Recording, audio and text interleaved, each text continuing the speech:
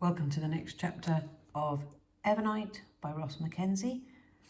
The chapter we're reading today is called Light and Dark. It is the 36th chapter.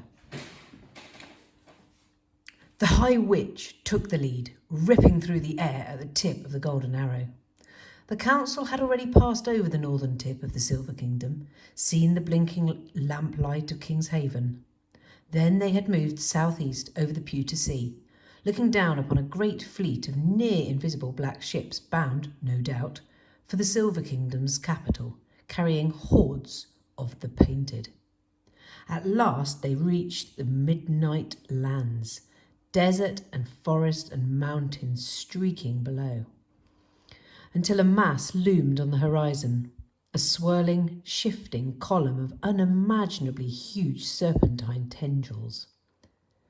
They were made of something between solid mass and smoke, twining and slithering all over each other to form one massive being, lit from within by violent tongues of lightning that burst out and crackled in the sky in strobing flashes.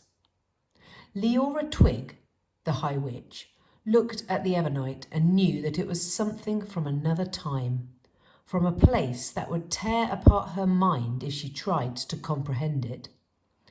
6 dark serpents reached out of the column, miles long, coiling and twining, rearing up and striking at the witches. The witch souls spun and dipped, avoiding the snakes, and plunged deep into the dark body of the EVERNIGHT, into the heart of the darkness, where time and space and magic seemed to stretch endlessly, and the skin of reality peeled away.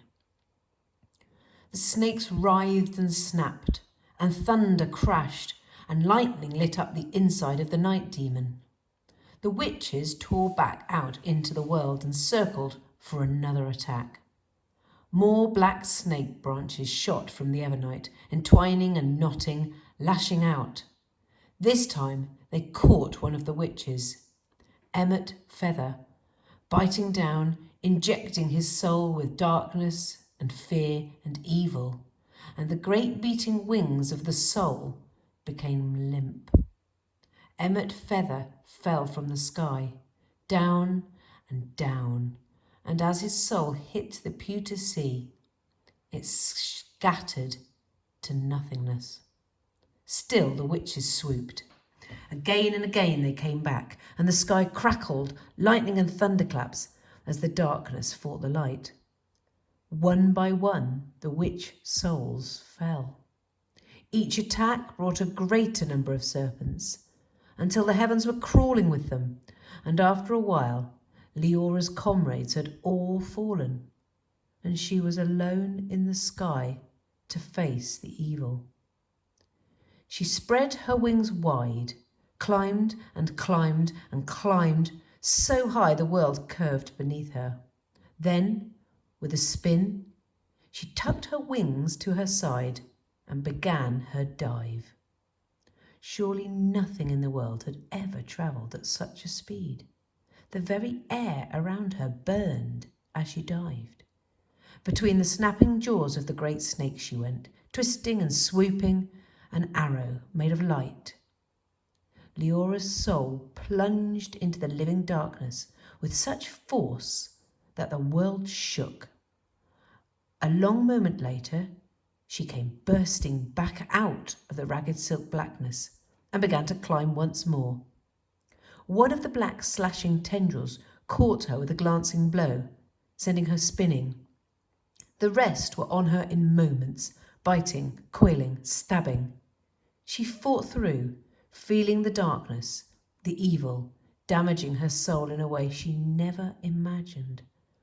Every strike made her light dim, and when she finally broke free, the glow was as faint as a long dead star. She climbed away from them, hurting, afraid she was going to go out like the others, and with no other choice, she began the flight back to Westerly Witch. alone.